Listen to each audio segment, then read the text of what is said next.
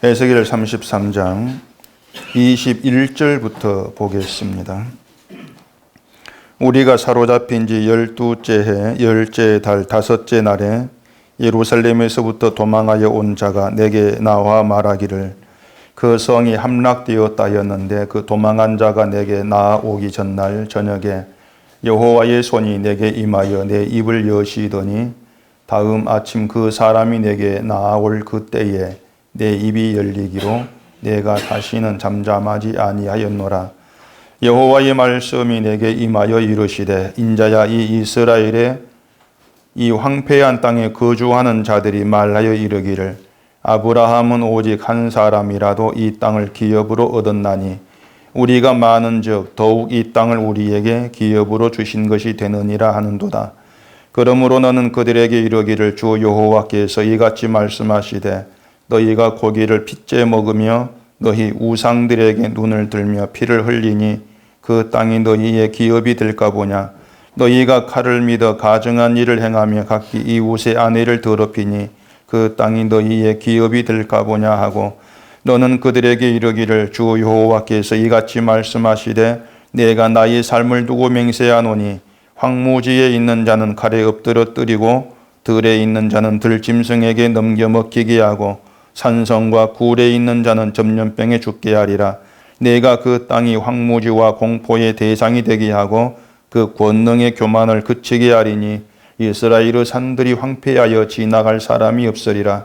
내가 그들이 행한 모든 가증한 일로 말미암아 그 땅을 황무지와 공포의 대상이 되게 하면 그 때에 내가 여호와인 줄을 그들이 알리라 하라. 아멘. 기도하겠습니다. 여호와가 누구신가를 아는 것이 우리 믿음의 참으로 중대한 문제입니다.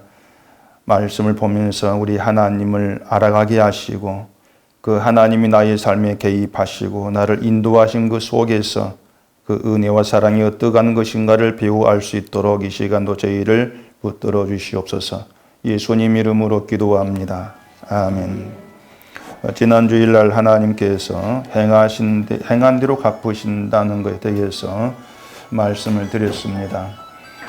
행한 대로 갚기 때문에 의인도 죄악을 범하면 죽게 되고 또 악인도 돌이켜서 정의와 공의를 행하면 산다.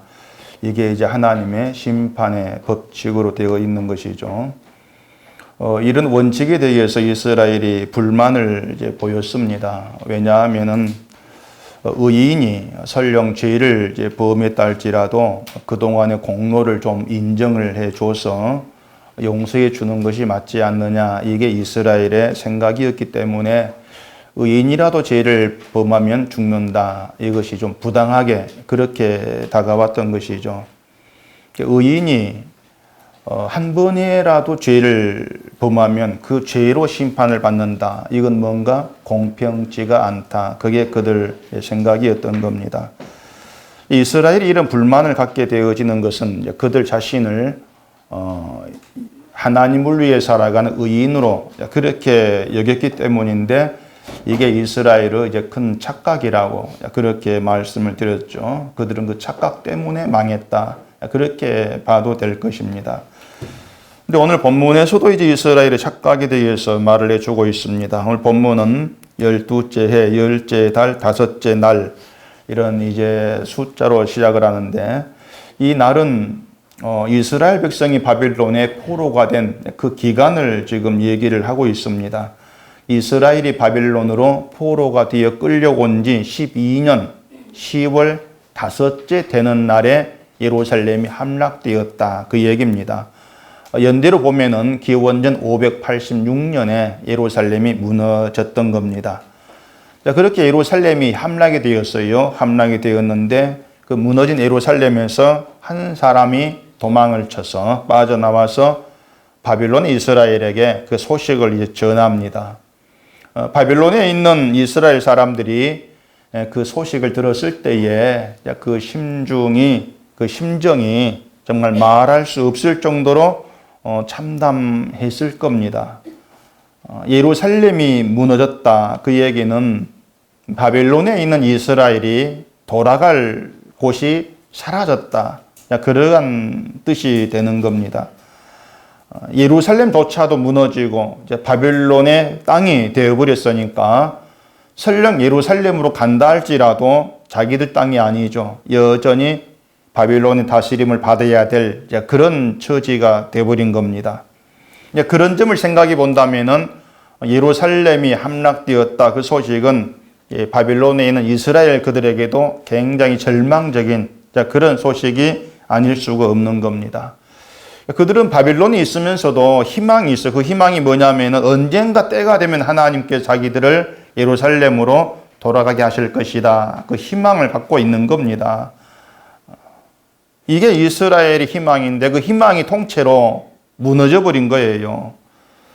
자, 여기서 우리가 이제 한 가지 생각할 것이 있습니다. 그게 뭐냐면 하나님은 왜 예루살렘이 함락된 소식을 바빌론의 이스라엘까지 전해지도록 하셨냐고 하는 겁니다. 여기에서 이스라엘의 착각을 하나님이 깨뜨리시고 결국 오늘 본문 마지막에 있는 것처럼 여호와가 누구신가를 알게 하는 그 일을 우리가 엿볼 수가 있는데요. 이스라엘이 하나님에 대해 갖고 있던 착각이 뭔가 하면은 하나님은 우리를 도우신다. 모든 인간이 갖고 있는 착각이지 않습니까? 하나님이 도우셔서 지긋지긋한 포로 생활을 이제 빨리 끝내고 고향 내 본국으로 돌아갈 수 있도록 은혜와 사랑을 베푸실 것이다. 그게 그들 희망이고 기대였습니다. 그게 이스라엘이 믿는 하나님이었단 말입니다. 근데 하나님께서 예루살렘을 무너지게 하셨다면은 결국 이스라엘이 돌아갈 곳을 무너뜨렸다. 이런 의미가 되지 않습니까? 이스라엘이 품고 있는 희망을 하나님께서 꺾어버린 거예요. 그렇기 때문에 이스라엘이 생각한 하나님과 안 맞지 않습니까? 그게 뭔가 하면은 지금 하나님에 대한 이스라엘의 생각이 뭔가 좀 수정이 돼야 한다. 그겁니다. 고쳐져야 된다. 그 뜻이죠. 그게 아니면 이스라엘은 하나님을 잘못 알고 있는 결과가 되버릴 수밖에 없는 거예요. 이처럼 하나님이 행하시는 그 일들이 전부가 이스라엘이 하나님에 대해 생각을 하고 기대한 것과는 전혀 다른 방향으로 지금 흘러가고 있단 말입니다.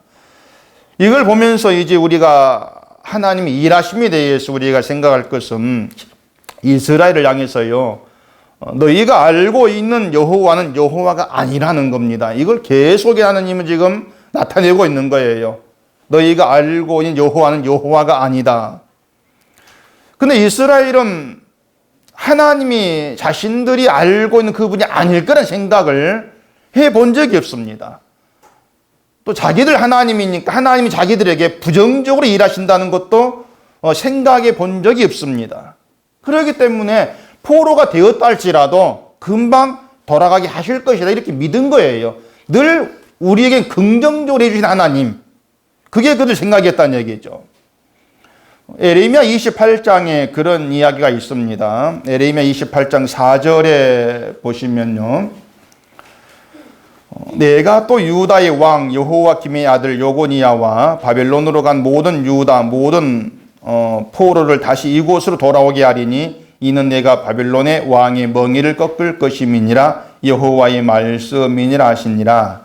이 말을 누가 한 것이냐면 하나냐라는 선지자가 한 말입니다. 이 선지자 한 말이 뭐냐면은 하나님께서 바벨론 왕을 꺾어버리시고 이제 포로로 끌려간 백성을 다시 돌아오게 한다. 그게 하나님이야. 그 얘기를 선지자가 하고 있는 거예요. 그러니까 이스라엘 사람들은 굉장히 긍정적인, 희망적인 그런 말이 되지 않습니까? 사람들이 지금 이런 말을 듣기를 원한다는 얘기입니다. 긍정적인 거, 희망적인 말, 그걸 해달라는 것이죠. 근데 하나냐는 거짓 선지자예요. 거짓 선지자는 하나님 말씀이 아닌 것을 하나님 말씀인 것처럼 속여서 전하는 겁니다. 한마디로 사기치는 거, 사기꾼이란 말이에요. 지금 하나냐도 내가 하나님 말씀을 받았다. 계시 받았다는 것이죠. 내가 받은 계시를 너희에게 전한다는 겁니다. 근데 사실 선지자가 서로 내 말이 하나님 말씀이다. 이렇게 얘기할 때 그 백성들이 구분하기가 힘들어요. 진짜 하나님 말씀을 받은 사람에게 하늘에서 빛이 비친다든가 그러면 알 수가 있는데 그렇지가 않단 말입니다. 근데 말씀과 말씀이 아닌 것은 반드시 구분되어서 드러나게 되어 있습니다. 일단 하나냐는 하나님이 유다 백성을 포로 돌아오게 하신다 이렇게 예언을 합니다. 물론 70년이 되면 돌아오게 돼 있습니다. 근데 하나냐는 70년이 아니고 2년이라고 얘기해야 합니다. 그 예레미야 28장 3절에 그렇게 얘기해요. 내가 바벨론의 왕 느부갓네살이 이곳에서 빼앗아 바벨론으로 옮겨간 여호와의 성전 모든 기구를 2년 안에 다시 이곳으로 되돌려 오리라. 바벨론이 예루살렘의 성전 기구 다 빼앗아 갔는데 그 모든 것까지 2년 안에 하나님이 돌려보낼 것이다. 그 얘기입니다. 근데 그 말대로 되었습니까? 안 되었잖아요. 지금 포로로 끌려간 사람들은 12년하고도 10달 5째 때가 되었습니다. 그 10인 넘도록 포로 당하고 있는 거예요. 근데 예루살렘 무너져 버렸습니다. 그러니까 하나님의 말이 거짓말로 지금 드러났지 않습니까? 그래 여러분들이 말씀을 들으면서 좀 반드시 생각해야 될 게 뭔가 하면 이게 과연 그러한가? 좀 그 생각이 있어야 돼요. 과연 그러한가? 그 사도행전 보면은 베레아 사람들이 성경 보면 그랬지 않습니까? 간절한 마음으로 말씀 받고 이것이 과연 그러한가 해서 날마다 성경을 상고했다. 이렇게 말하잖아요. 이런 베레아 사람 두고 뭘 하겠습니까? 그들이 어떻다? 신사적이다. 참 신사적이다. 이렇게 얘기를 한 거예요. 우리가 아는 신사는 양복 입고 넥타이 매고 뭐 머리에 기름 바르면 되는 신사인데 제가 신사지 않습니까? 근데 성경 그런 신사를 얘기하지 않습니다. 신사는 예의가 있고 어떤 태도가 바른 사람, 그런 사람을 신사를 이렇게 일컫는단 말입니다. 그렇게 오면은 간절한 마음으로 성경 말씀을 받고 이것이 과연 그러한가 하면서 성경을 상고하는 것, 그것이 말씀에 대한 바른 마음이라는 거예요. 바른 태도라는 것입니다. 그래서 베레아 사람들을 신사적이다 이렇게 얘기한 것으로 볼 수가 있어요. 그런 점에 우리들은 아무리 양복 입고 넥타이 맸달지라도 신사적인 못하다는 생각이 많이 듭니다. 이건 날마다 성경을 읽지 않는다 이 뜻이 아니에요. 무엇보다도 뭔가 간절한 마음으로 말씀을 받는 것이 없다는 겁니다. 그 간절한 마음으로 말씀을 받는다는 게 이게 뭔가 하면은요, 말씀에 뭔가 배고프다는 것이죠. 배고픔이 있기 때문에 우리가 뭔가 자꾸 먹으려고 하지 않습니까? 뭔가 자꾸 알고 싶어 하는 거, 그 간절한 마음인데 그게 없다는 거죠. 다시 말해서 말씀에 배고프지가 않다는 겁니다. 그게 뭐냐면 이미 다른 것으로 내가 배부름을 얻고 있다는 겁니다. 다른 것으로 만족을 얻으려고 하고 만족이 될 때가 있고 그렇기 때문에 말씀에 간절함이 없다고 하는 거예요. 그러니까 우리가 그런 상태가 아니냐는 겁니다. 다른 것이 있었기 때문에 어떤 복음 말씀에도 감동이 안 되는 겁니다. 그 다른 게 뭔가 하면 생명과 무관한 거죠. 그 다른 것이라고 하는 게. 베레아 사람들의 그 말씀에 대한 간절함은 이것이 그러한가 하면서 날마다 성경을 상고하는 것으로 나타났습니다. 이게 그러한가 이 말이 진짜 거짓이냐? 그렇게 판단하기 위해 성경을 보면 이것이 아니에요. 이것이 그러한가? 이 말의 의미는요, 하나님께서 이 말씀을 우리에게 뭘 말씀하시는가? 그걸 알고자 하는 겁니다. 이게 그러한 그 뜻이에요. 이 말씀으로 나에게 뭘 말씀하고 있느냐? 그런 마음으로 성경을 상고했다고 하는 것이죠. 말씀을 통해서 하나님을 알고자 하는 것. 정말 하나님이 어떤 분이신가를 알고 싶은 그 마음으로 말씀을 보는, 그게 간절한 마음으로 성경을 상고하는 거죠. 우리가 설교를 듣고 성경 본다고 신앙 생기는 건 아닙니다. 신앙은 하나님이 누구신가를 알아가면서 하나님과 깊은 관계에 빠져드는 거예요. 그게 신앙이에요. 그렇기 때문에 내가 알게 된 그 하나님을 신뢰하고 하는 것이죠. 그게 말씀에 대한 바른 자세고 신사적입니다. 하나냐 얘기하다가 베레아 사람 얘기 나왔는데, 그 에레미야 선지자 말보다는 하나냐의 말이 더 긍정적이고 희망적이라고 있지 않습니까? 그 말은 이 사람들이 듣기 원하는 말이고 그 듣기 좋은 그런 말이 그 뜻입니다. 에레미야는요, 아니다. 70년이 찰 때까지 못 돌아온다겠습니다. 그게 하나님 말씀이라 했거든요. 에레미야 말은 부정적이고 사람들 절망하게 합니다. 사람들은 그걸 복음이라 생각지를 않습니다. 부정적이니까.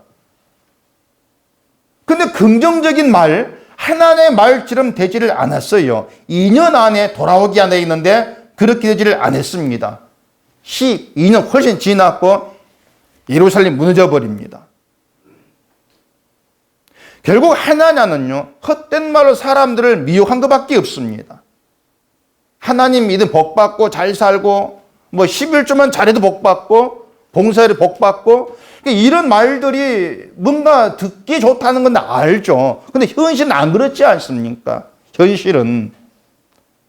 그럼 그건 거짓말이에요. 현실이 아니라면은.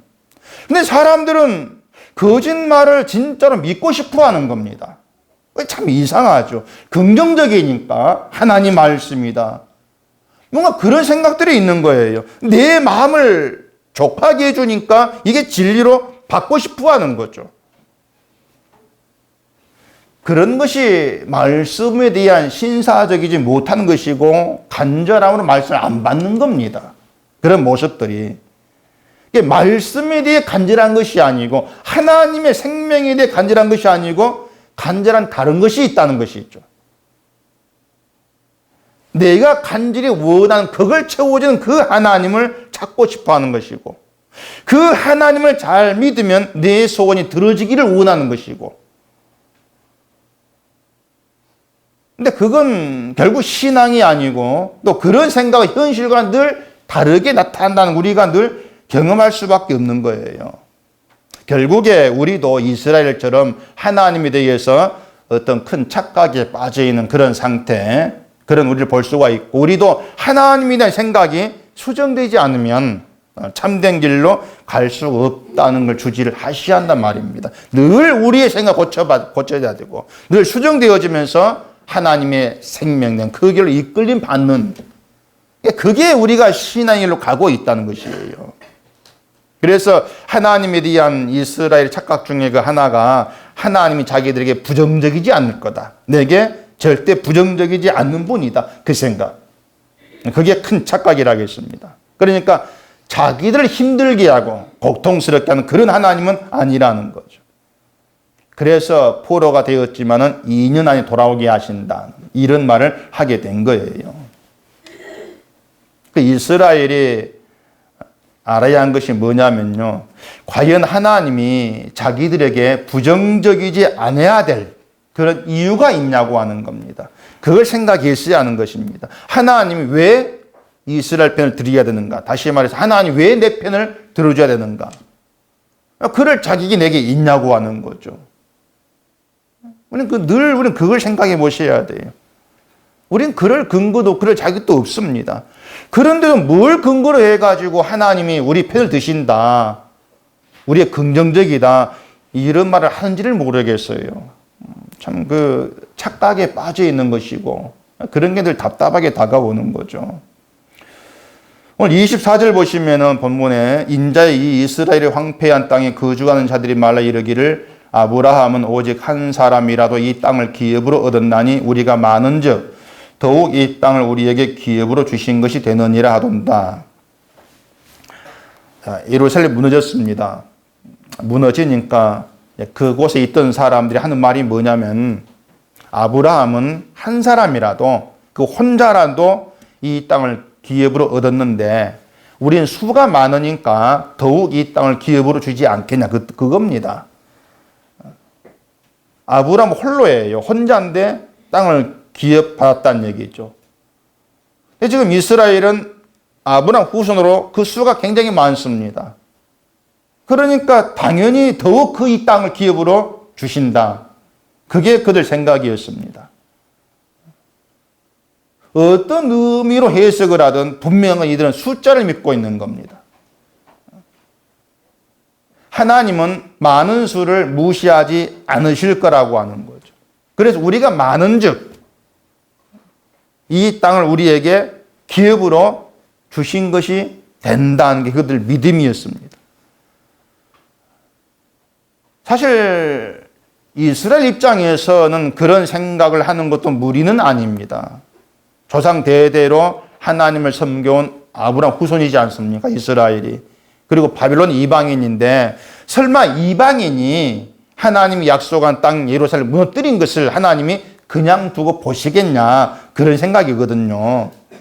하나님 절대 안 그렇다는 얘기입니다. 그래서 예루살렘이 바빌론에 무너졌지만은 하나님이 다시 바빌론 꺾어버리시고 이 땅을 기업으로 주실 것이다. 그게 그들 생각이었어요. 그러니까 결국 그 착각이 뭔가 하면은 이스라엘이 아무리 수가 많다 할지라도 모두가 다 부정되어져야 될 존재, 그걸 지금 모르고 있다는 얘기입니다. 그러니까 이 사람들이 하는 말, 이 사람들이 하는 생각, 그러니까 그런 것이 지금 우리가 하나님에 대해 생각을 하고 말하고 믿는 내용과 다르냐, 좀 그걸 비교해 보실 필요가 있어요. 이스라엘과 지금의 교회, 지금의 기독교가 하는 말들, 생각이 과연 다르냐고 하는 거예요. 지금의 교회가 하나님을 찾고 예수를 말하고 은혜와 사랑을 얘기하고 그 모든 것들이 지금 이스라엘이 보이고 있는 착각과 다르지가 않습니다. 이스라엘 생각하는 하나님과 똑같은 거예요. 그러니까 결국에 은혜와 사랑도 돈을 벌게 해주는 거, 교인 수가 늘어나 부흥하게 해주는 거, 하나님은 그렇게 교회를 돕고 신제를 돕고 지켜주는 분, 그런 생각이지 않습니까? 그게 지금 기독교 일반적인 생각이고 그게 이스라엘 생각이었다는 얘기입니다. 똑같이 착각이 빠져 있는 것이죠. 우리는 이스라엘과 다릅니다. 만약 그런 생각이 있다면 그것도 착각입니다. 그리고 이것이 세상 모두 착각이죠. 우린 다르다고 하는 거죠. 무엇보다도 인생에 대한 착각이 너무 심해요. 인생에 대해서. 인생을 돈 많으면 되고 높은 자리에 오르면 된다는 그런 착각이지 않습니까? 한마디로 말해서 성공하면 된다는 거. 그게 세상 모두의 사고방식이고 착각인 것입니다. 성공 자체가 행복이 아니고 남들보다 힘들고 뭔가 적다고 불행이 아니라는 거, 이걸 모르는 게 착각이죠. 그게 착각이라는 것 자체도 지금 모르고 있고 말입니다. 내가 원하는 것으로 배불러지는 거, 자꾸 이것만 생각을 하니까 나의 생각이 인생에 대한 착각일 수가 있다는, 거기까지 나가지를 못하는 겁니다. 그런 착각을 깨뜨린 한 사람이 있는데 그게 솔로몬이었지 않습니까? 솔로몬의 인생은 아다시피 엄청난 재물과 권력으로 영화를 누려왔던 인생입니다. 젊었을 때는 그게 자기 인생의 행복으로 그렇게 잘 살아왔겠죠. 근데 늙어서 인생이 뭔가를 알아갈 때에 착각이 깨어지면서 나온 말이 뭡니까? 결국 헛되고 헛되다. 그 고백이었거든요. 인생이 헛되고 헛되다. 그 솔로몬이 헛되고 헛되다 이렇게 얘기한 것은 단순히 인생이 허무하다 이런 의미가 아닌 겁니다. 세상의 인생을 허무하다 이렇게 얘기하고 있는 것은 내가 원한 욕망을 채우지 못한 것에서 오는 아쉬움의 탄식이에요. 원한 걸 채우지 못하니까 인생이 허무하다. 내가 뭐 했노? 뭐 살았노? 이루게는 뭐노? 이런 생각이죠. 자식이 원한 대로 안 될 때에도 인생이 허무하다. 뭐 이런 생각도 하지 않습니까? 이런 게 복음과 상관없는 세상의 허무주의예요. 이런 허무주의가 믿음의 세계에도 나온다는 얘기입니다. 하나님 믿었는데 원한 게 안 될 때, 야, 믿어도 소용이 없다. 믿음의 허무주의죠. 근데 믿음에 대한 그 허무는요, 이스라엘과 같은 착각이라고 할 수 있단 말입니다. 착각이란 얘기죠. 자, 이스라엘이 하나님에 대해 기대가 갖고 있다겠습니다. 우리는 수가 많다. 그런 기대를 하겠죠.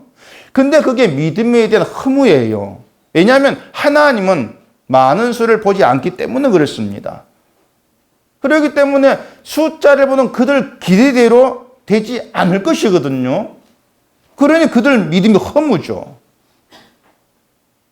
이처럼 착각에 빠진 그 믿음이 그들에게 뭘 줄 수가 있겠냐 말입니다. 줄 게 아무것도 없죠. 그래서 하나님을 알고 믿음을 알게 되면은 모든 게 헛되고 헛되니 헛되다. 그런 말이 나와질 수밖에 없는 거예요. 그동안 내 믿음이 헛된 것이었구나.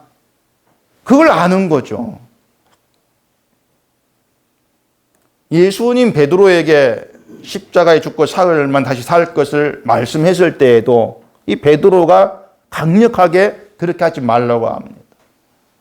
왜 그렇게 말리냐면은 예수님이 죽어버리면은 3년간 예수를 따라다닌 자기 인생이 허무해지는 거예요.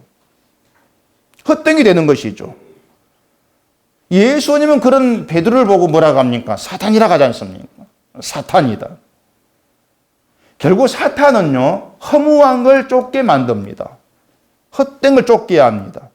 그게 뭐냐면 예수를 따르면은 내 인생에 원한 걸 얻을 수가 있다는 그거죠. 그게 허무란 얘기예요. 그게 헛된 거예요. 베드로도 그런 생각이 있었는데 예수가 죽어버리면은 그동안 예수를 따른 게 다 헛된 게 허사가 되어진다. 그게 베드로 본인에게는 허무한 일인 게 되는 거예요. 모든 거 다 버리고 쫓았는데 3년간 고생하며 따라내는데 예수가 죽어버린다? 난 뭐고? 결국 베드로는 자기 인생이 예수를 따르는 3년의 세월이 헛된 게 되지 않게 하기 위해서 예수를 만류한 겁니다. 예수를 따르면은 인생이 잘 되고 원한 거 얻을 수가 있다는 거. 그게 허무한 믿음이라는 거. 헛된 믿음. 이걸 몰랐던 것이죠. 그렇기 때문에 그런 생각으로 예수를 믿고자 하는 것 자체가 허무해요. 그게 헛된 겁니다. 근데 허무한 것을 쫓으면서 그걸 모르니까 답답하다 그 말이죠. 그게 허무한 것인데. 예루살렘에 남아있던 사람 착각했던 것 또 하나가 있습니다. 에스겔서 11장 15절에 보시면요. 인자야 예루살렘 주민이 내 형제 곧 내 형제와 친척과 온 이스라엘 족속을 향하여 이르기를 너희는 여호와에게서 멀리 떠나라. 이 땅은 우리에게 주어 기업이 되게 하신 것이라 하였나니.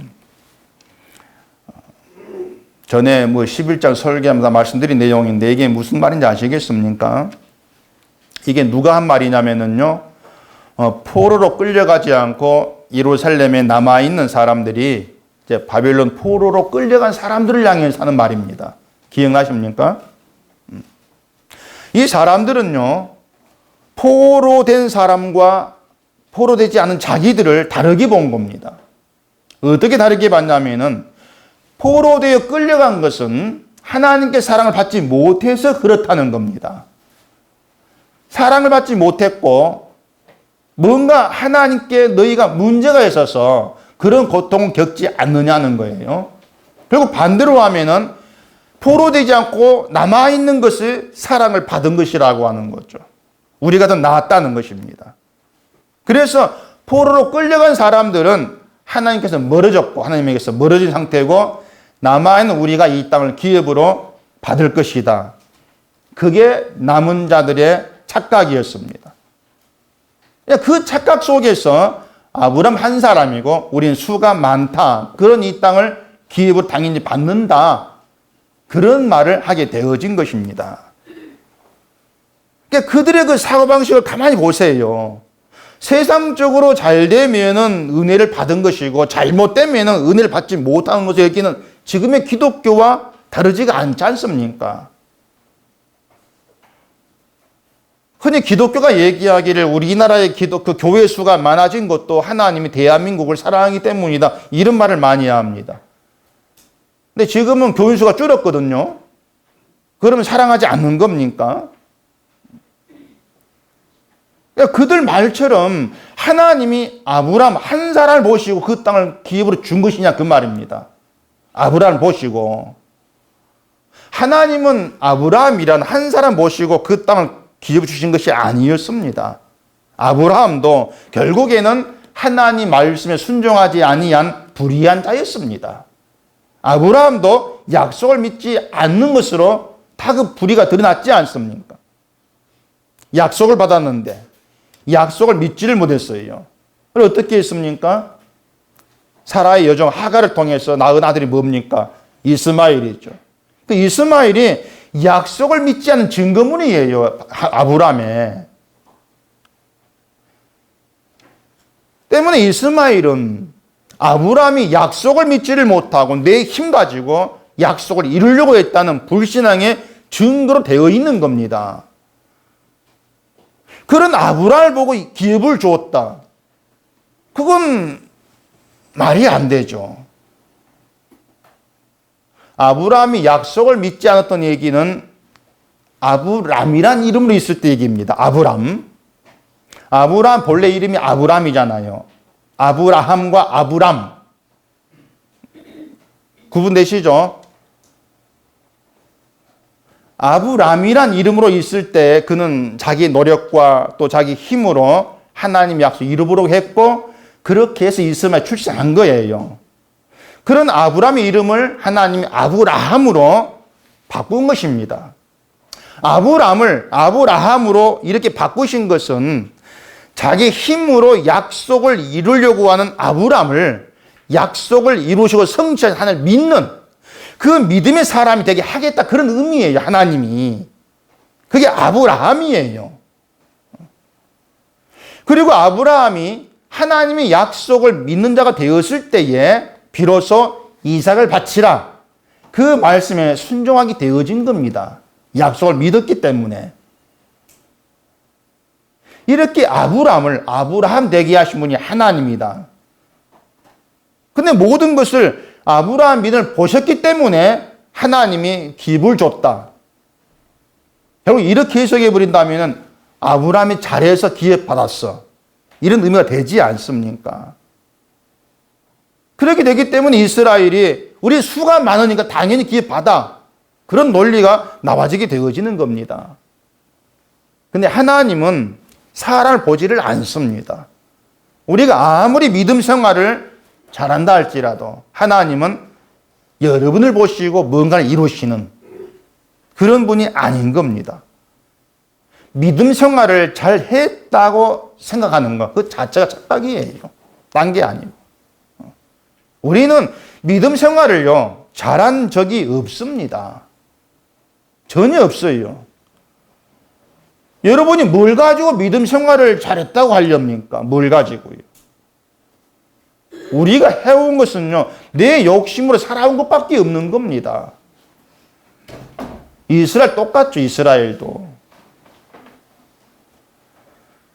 본문 25절 보시면은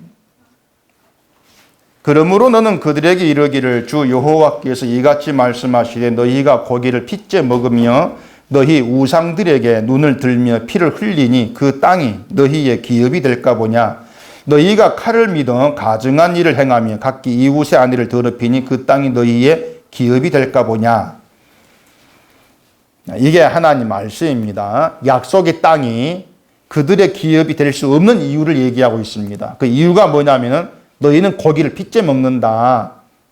우상들에게 눈을 들고 피를 흘린다. 칼을 믿고 가증한 일을 행한다. 이웃의 아내를 더럽힌다. 그게 너희가 기업을 얻을 수 없는 이유다. 그게 하나님 말씀이죠. 즉 하나님께서 말씀이 자체가 이스라엘이 불의한 존재 증거예요.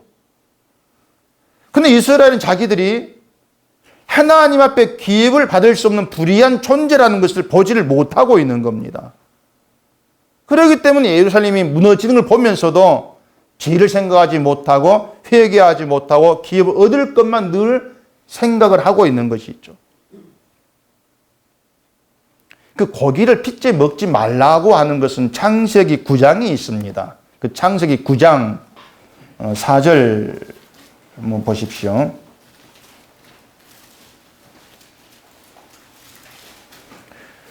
그러나 고기를 그 생명되는 핏째 먹지 말 것이니라. 내가 반드시 너희의 피, 곧 너희의 생명의 피를 찾으리니 짐승이면 그 짐승에게서 사람이나 사람의 형제면 그에게서 그의 생명을 찾으리라.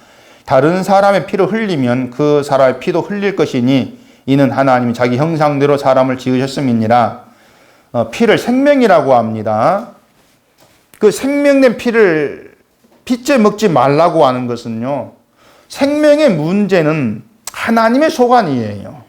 무슨 말이냐면 인간이 자기 스스로 생명을 책임지고 마음대로 할 수 없다는 얘기입니다. 오직 하나님의 소관이다. 그렇기 때문에 고기를 피째 먹지 말아라, 이런 글을 남기신 겁니다. 인간의 노력과 또 인간의 힘, 인간의 의로 얻는 생명이 아니라고 하는 거죠. 오직 하나님께 달린 문제야. 생명이 너희에게 허락된 적이 없어, 그 뜻이에요. 피가 허락되지 않지 않습니까? 먹지 말라는 것이.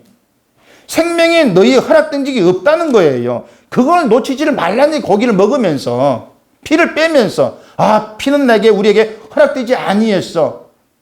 그걸 통해서 생명이 우리에게 허락된 적이 없다. 우리는 생명에 속한 자가 아니라는 것. 늘 그걸 염두에 두고 살라는 겁니다. 그게 이스라엘다운 거예요. 때문에 고기를 피째 먹으면은 백성으로부터 끊어진다고 합니다. 그게 레위기서에 나와요. 레위기 17장 10절 보시면은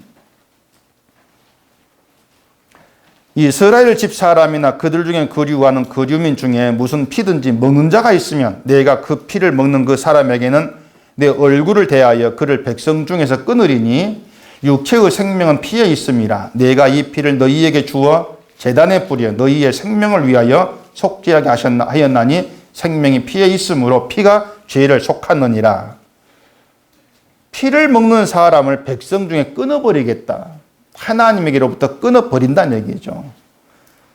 지금 피를 먹지 말라는 얘기는 단지 음식물 얘기가 아닙니다. 그 11절에 생명이 피에 있으므로 피가 죄를 속한다고 하지 않습니까? 죄를 속하는 피는 결국 예수 그리스도의 피예요. 예수의 피가 죄를 속해야만이 우리의 생명이 가능하다, 그 뜻인데, 그 말이 아까 얘기한 대로 생명이 우리에게 허락된 적이 없다는 얘기입니다. 내 힘으로 생명을 취하도록 허락된 적이 없다고 하는 것이에요. 그래서 예수님의 피가 우리의 죄를 속한다고 할 때에 신자가 잊지 않을 게 뭐냐면은 죄가 속함 받은 것에 대한 은혜와 감사합니다. 내게 허락되지 아니한 생명이 예수의 피로 말미암아 내게 주어졌다는 것, 그 은혜와 감사는 나와줘야 한다고 하는 것이죠. 단순히 죄의 용서가 당연한 게 아니고, 생명을 누리는 게 당연한 게 아니고, 하나님의 은혜와 사랑이 당연한 것이 아니고, 허락되지 아니한 자에게 주어진 선물이다, 은총이고 하나님 은혜라는 것, 그 사실 놓치지를 말라는 겁니다. 우린 죄로 인해 죽어야 될 자라고 하는 거예요. 생명이 허락되지 않았습니다. 그런 우리에게 생명이 주어졌다는 거, 그게 은혜다. 그것을 고기를 피째 먹지 말아라, 그 규례에다가 새겨 놓은 거예요. 늘 고기를 먹을 때마다 피를 빼면서 그 점을 놓치지를 말라고 하는 거죠. 우린 지금 뭐든 먹고 살아갑니다. 피 먹어도 돼요. 선짓국 먹지 않습니까? 자, 맛있거든요, 그거. 뭐든 먹으면서 우리는 있는 게 그 뭐냐면은 먹는 것을 당연하게 생각합니다. 먹는 걸 당연하게 여겨요. 당연하게 여기는 이게 문제란 얘기입니다. 모든 게 당연하게 다가와요. 예수의 피로 우리 죄를 속하였다. 아마 여러분께 그것이 당연하게 다가올 겁니다. 왜? 너무 오랫동안 믿어왔으니까, 들어왔으니까. 당연하게 다가올 겁니다. 그게 문제란 얘기입니다.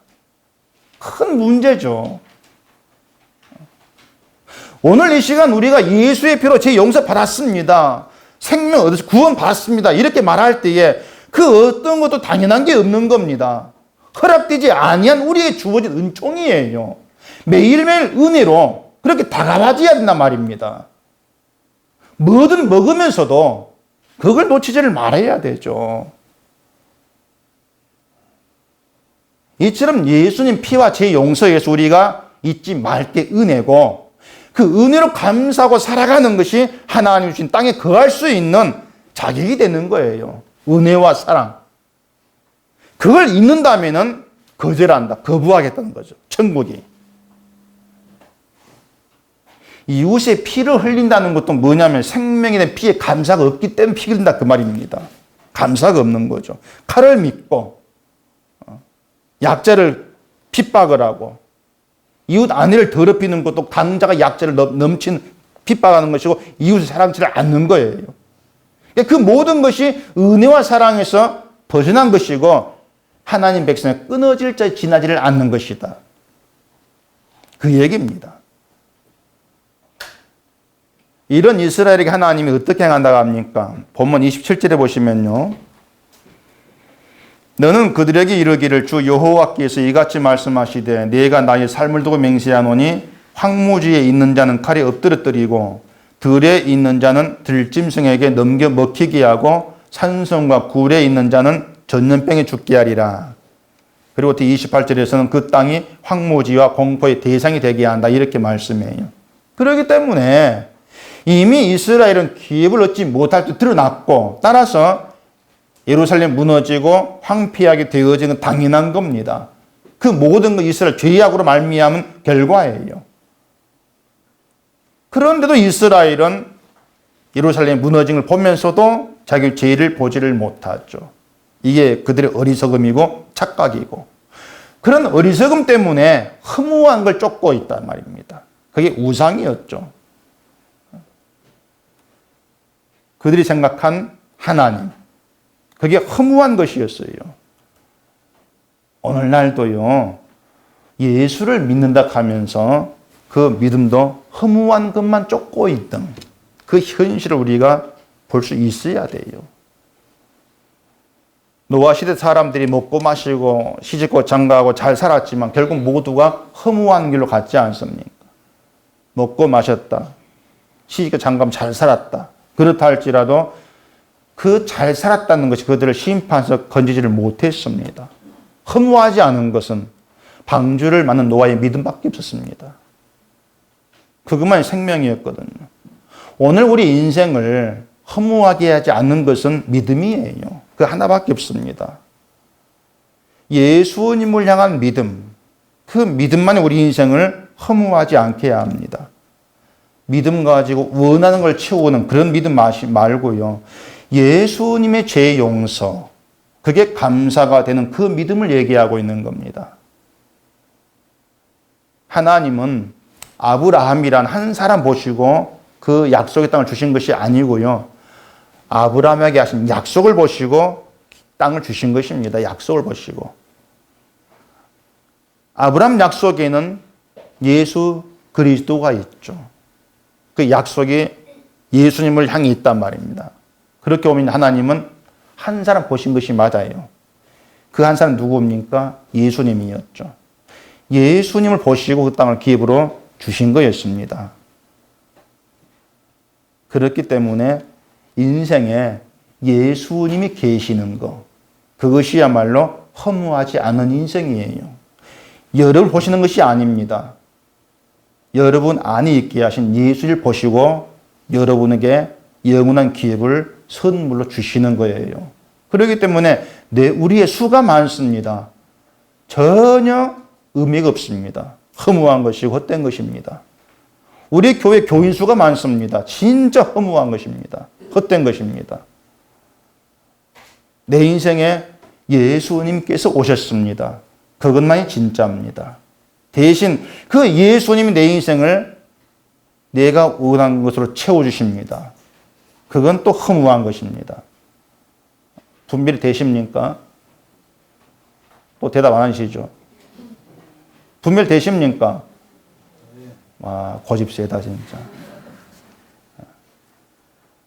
우리가 예수님을 알게 되어진 그걸 여러분 인생에서 가장 복된 사건으로 늘 그렇게 모아 가셔야 돼요. 하나님은 다시 말하지만 한 사람 보십니다. 그 한 사람은 여러분이 아니고 예수 그리스도입니다. 그 예수님이 여러분 인생에 오셨다는 것. 그 자체가 바로 여러분의 인생이 허무하지가 않다. 헛된 것이 아니다. 그 의미가 되는 거예요. 왜? 예수 그리스도로 말미암아 생명을 얻었고 영광된 복된 세계에 들어갈 것이기 때문에 그런 것입니다. 늘 그 예수를 높이고 그 예수님만이 정말 내 인생에서 가장 복된 분이고 예수로 말미암아 허무하지 않는 길로 가게 된 그게 여러분의 감사로 늘 그렇게 남게 되기를 바랍니다. 기도하겠습니다. 아버지 하나님, 이스라엘이 예루살렘이 무너진 걸 보면서도 여전히 큰 착각에 빠져서 그들을 돕고 잘되게 한 그 하나님만 찾고 있습니다. 그 모든 것이 헛된 것이고 허무한 것이라는 것을 오늘 말씀에서 깨달아 알게 하시고 우리에게 허무하지 않는 것은 하나님 보신 오직 한 사람 예수 그리스도 그분이 내 인생에 들어오시고 내가 그분을 알게 되고 믿게 되어진 것 오직 그것만이 헛되지 않은 것임을 알게 하시고 내 인생에 주님이 계신 것으로 감사하게 하시고 그 주님만을 바라보고 신뢰하면서 복된 길로 가는 저희가 되어지도록 해주시옵소서. 예수님 이름으로 기도합니다. 아멘.